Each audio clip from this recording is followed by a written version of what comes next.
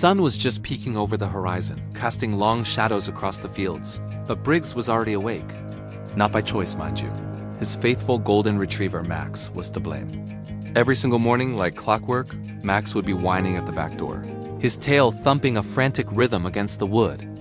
And every morning, it was for the same reason. The lone oak tree at the far edge of their property. Briggs would stumble out of bed, pull on his boots, and follow Max out into the crisp morning air. The dog would bolt a golden streak against the green grass, making a beeline for that one specific tree. He'd circle it, sniffing intently at the base, sometimes digging a little with his paws. His whole body tense with an energy Briggs couldn't understand. What was so special about this tree? It was just an old oak, gnarled and weathered, standing by itself as if forgotten by the rest of the woods. "Come on, Max, let's go, boy." Briggs would call, his voice rough with sleep, but Max wouldn't budge. He'd just look back at Briggs, his brown eyes pleading, and then turn his attention back to the tree. It was a daily ritual that was starting to wear on Briggs's patience. He loved Max more than anything, but this obsession was bizarre. He'd checked the tree a dozen times. No squirrels, no raccoons, nothing that would explain the dog's fixation. One Saturday, Briggs decided he'd had enough. He was going to figure this out once and for all. He grabbed a shovel from the shed, his heart pounding a little faster than usual. Was he being ridiculous? Digging up the ground because his dog told him to? It felt crazy, but the look in Max's eyes was so insistent, so knowing. It was a look that went beyond simple animal instinct. As Briggs approached the tree, shovel in hand, Max got even more excited. He started barking short, sharp yaps and began digging furiously at a particular spot near the roots. Briggs sighed and plunged the shovel into the soft earth. The first few scoops were just dirt and tangled roots. He was about to give up, feeling foolish, when the shovel hit something hard with a dull thud. Curiosity piqued, Briggs dug more carefully now. He cleared away the soil and uncovered the edge of a small wooden box. It was old, the wood darkened and softened by its time in the ground, his breath caught in his throat. He didn't remember ever burying anything here.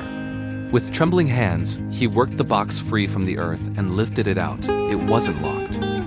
He hesitated for a moment, then slowly lifted the lid. Inside, nestled on a bed of faded velvet, was a small silver locket. It was tarnished with age, but he recognized it instantly. A wave of memories, sharp and painful, washed over him, so powerful it almost knocked him off his feet. He sank to his knees, the open box in his hands, this locket. It belonged to his late wife, Sarah. Sarah had loved this spot. She called it her thinking tree.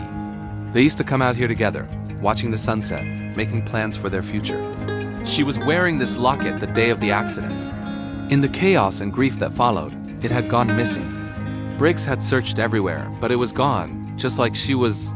He'd assumed it was lost forever at the scene. He had buried it.